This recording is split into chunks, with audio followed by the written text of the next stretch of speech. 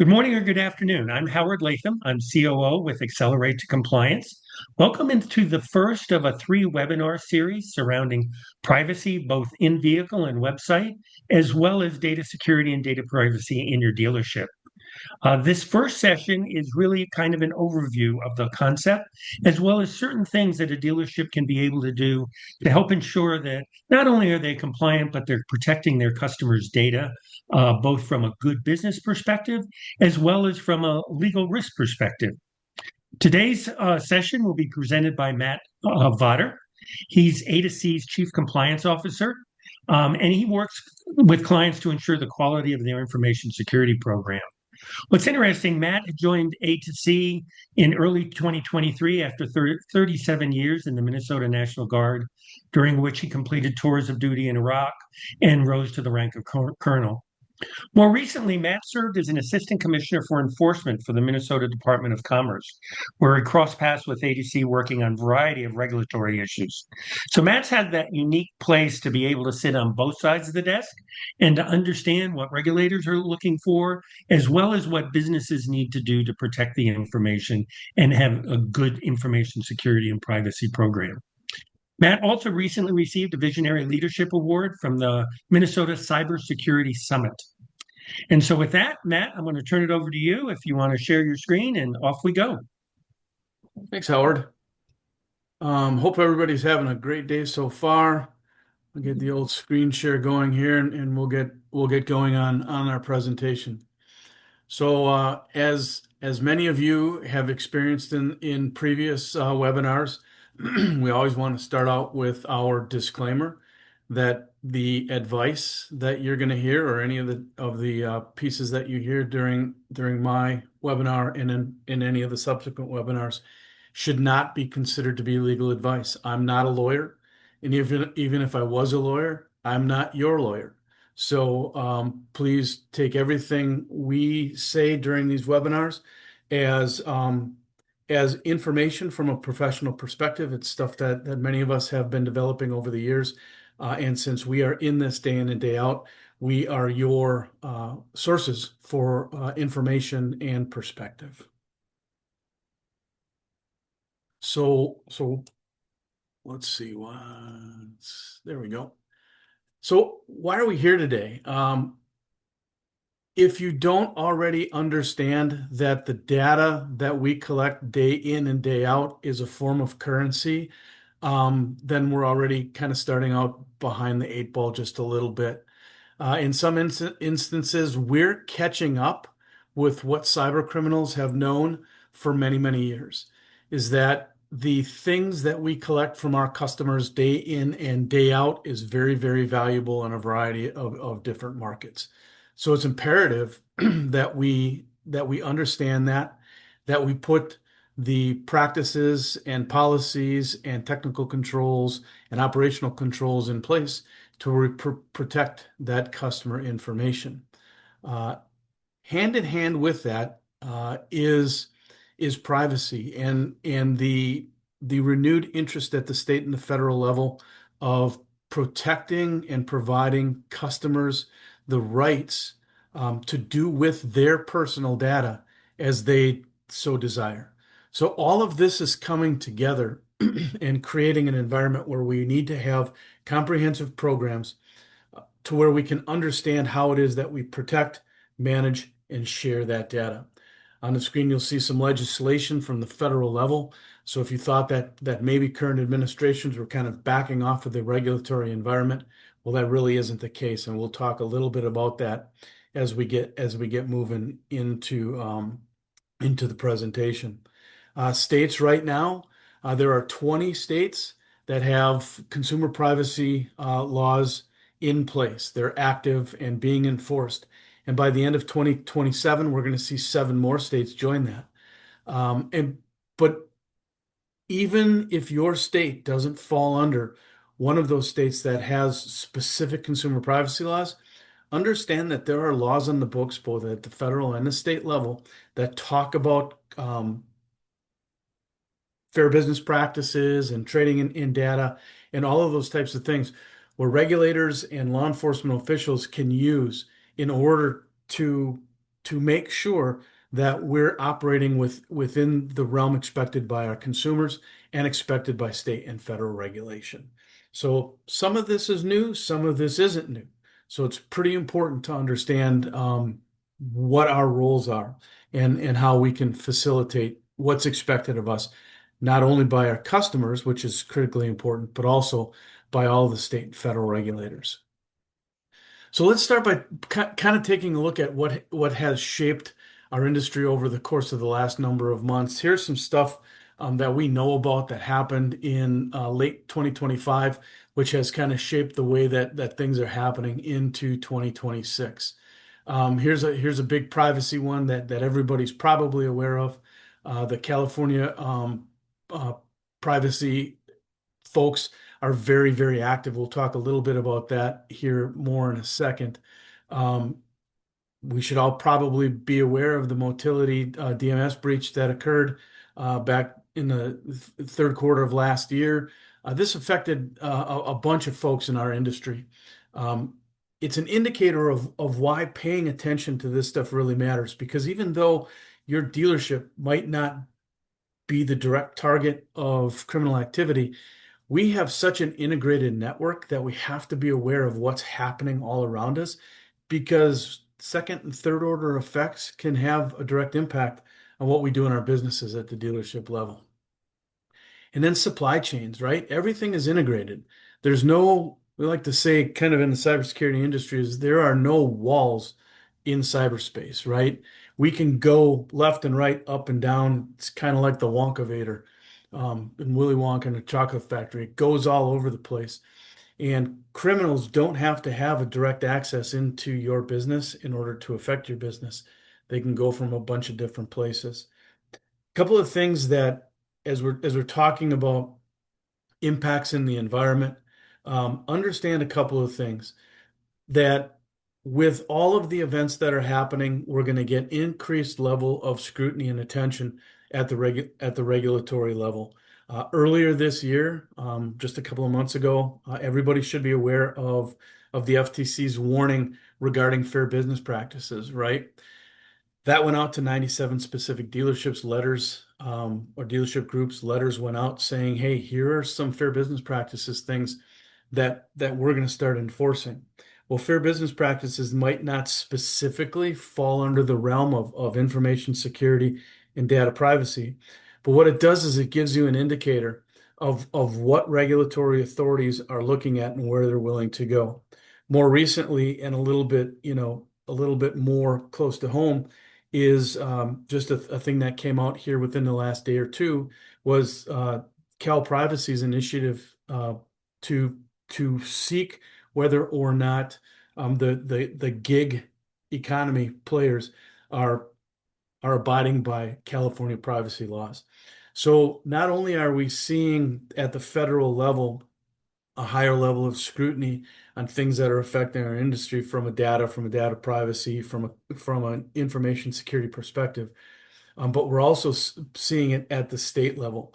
Rather than what we used to call farming or gathering and waiting for customer complaints to come in, these agencies are now actually hunting. They're going out and they're doing spot checks, they're doing audits to make sure that that businesses are doing what it is that they need to do.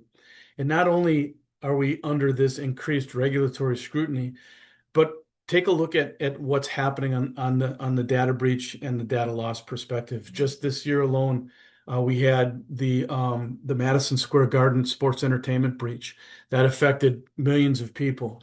So personal data from that is spread around. The Panera Bread Company breach. You've got the Amtrak breach on the East Coast. You've got Illuminate Education and Canvas. So all of these different breaches have taken consumer private data and put it out into the dark web to be used for cyber criminals. That is a concern to us because that information is used to manipulate specific aspects of cybercrime. And it's important for us to understand that ecosystem that we deal in is complex. And the data that all of us gain and we traffic in and we use and we collect every single day is not just from a few sources, but it comes from the ecosystem as a whole. This is a really kind of a busy diagram, but it gives you an idea, and it's actually kind of kind of rudimentary of how data interacts within our ecosystem, our data ecosystem within that greater dealership and industry sphere. So think about all of the different places that we do business. We're kind of at the center of this as dealerships, but you've got all the regulatory stuff that you need to do. You've got marketing and consumer engagement. You've got your physical infrastructure. You've got your cybersecurity infrastructure. You've got your digital architecture. You've got your systems within the dealership and external to the dealership. You've got operations. You've got inventory management. You've got new and used vehicle sales that are going on. You've got smart vehicles, connected vehicles that are gathering customer information day in, day out, every time that vehicle is occupied, by a driver. Think of all of the different bits, parts, and pieces of data that are entering your sphere of influence. And you have responsibilities to protect that data at a variety of different levels. You also have responsibility to make sure that a consumer's private data that you're dealing with is properly shared in accordance with what that consumer dictates they want done with it. So it becomes incredibly complex. Um, and it's something you're probably thinking to yourself, well, Jiminy Crickets, I just kind of want to sell cars. And that's really what everybody that's a part of this team wants to do too. We want to make sure that you focus on those places that you got into this business for, right? And then we're here to help with that to a certain extent. So that's why we kind of coined the term here, data privacy pit crew, is we understand that there's a specific focus that you have in your dealerships, and it's not on data security, it's not on customer privacy management, it's not on connected vehicle security and customer privacy within connected vehicles. That's why you select a team to help you with those types of things. We want you guys to be the experts on selling vehicles, but we understand that that's not all you have to be concerned about. Um, it's important. It's important to have a good team. I'm a race fan. I really enjoy automobile racing, and the importance of a crew, having a good, strong crew on your side is critical, right? A driver can be the best driver in any of the series, but if there's failures with his technical crew, her technical crew, if the right front tire person, misses their mark, twists the lugs on the wrong way, that's the race, right? So finding the right people, finding the right team to put in place to help you with that is critically important. And that's what we're going to try to do throughout the course of the rest of this webinar is our webinar series is to make sure that you have the information you need to make good decisions. Hey, Matt, at this time, let's take a little break and see where our Sure. audience is. We're going to launch a poll, and that if you can just quick answer it, is your answers are anonymous. So, but just to understand where people think that they currently are. So, hopefully, on your screen, you're seeing the first question, and we'll collect some answers there. And then as you scroll down, there's three questions. And just scroll down, hit the next one, and then hit the next one. And we'll leave that open for, 30 seconds. But it just gives us, an ability to understand where folks are on their privacy and information security journey. We do believe it's a journey. And so you can never have enough time and money to do everything all at once. And so you got to look at where your risks are and then mitigate those risks as we go forward. So we'll leave that open for another couple of seconds here just to see where our folks are. And as we look at the first question is, how would you describe your dealership's privacy program? 43% of folks are saying it's formal and documented. About the same, no, and actually it's exactly the same number, have some policies, but is inconsistent. and then one is ad hoc. If we look at who owns privacy, who's that person that really loses sleep at night? Um, Again, 4 out of 6 who have answered said that they do have a dedicated privacy compliance person, or it's their leadership, the general manager or leader, or we don't have anyone.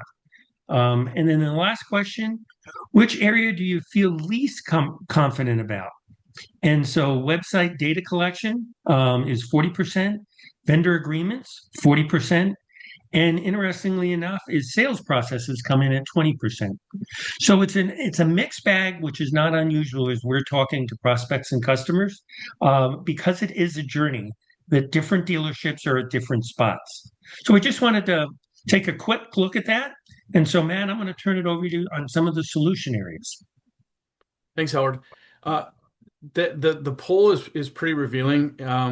It helps to understand kind of that not everybody is at the same point. And that's one of the things that our teams, and especially at Accelerate to Compliance, understand is there's a big complex network of things that we need to kind of address and understand.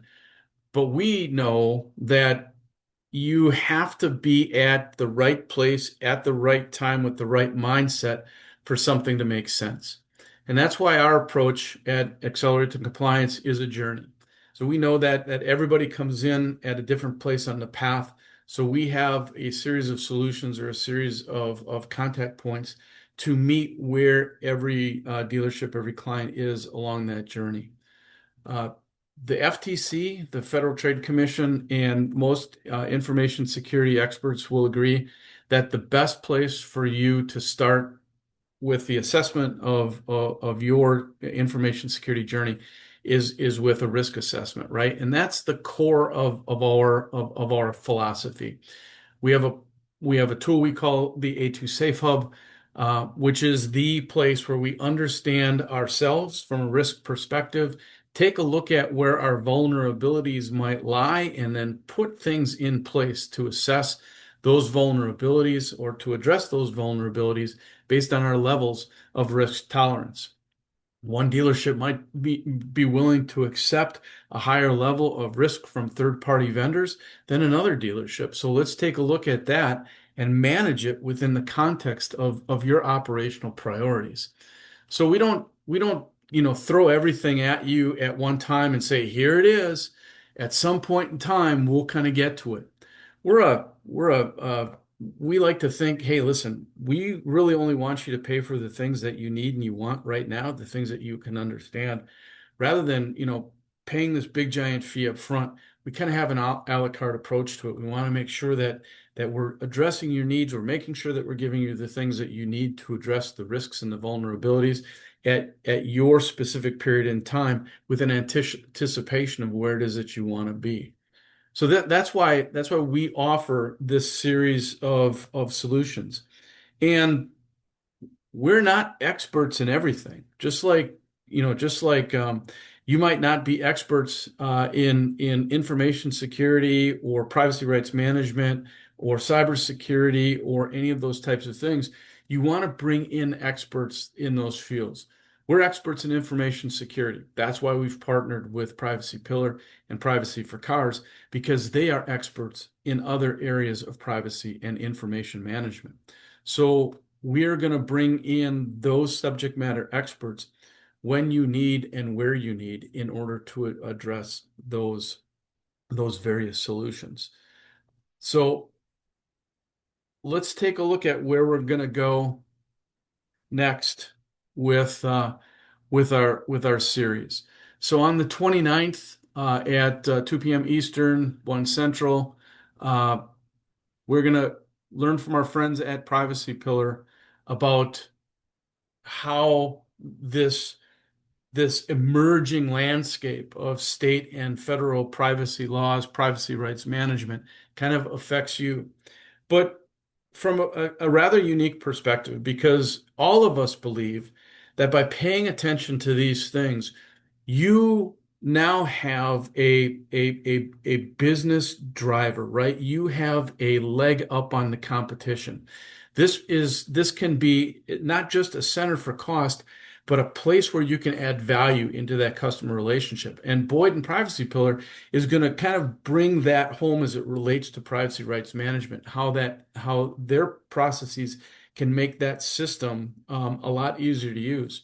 And then on August 5th, we'll learn from Marianne Sherrill at Privacy for Cars on the other aspect of, connected vehicle data, where some of those areas of vulnerability that you don't even know about quite possibly exist, right? And how can we make that process of addressing that vulnerability easier for you?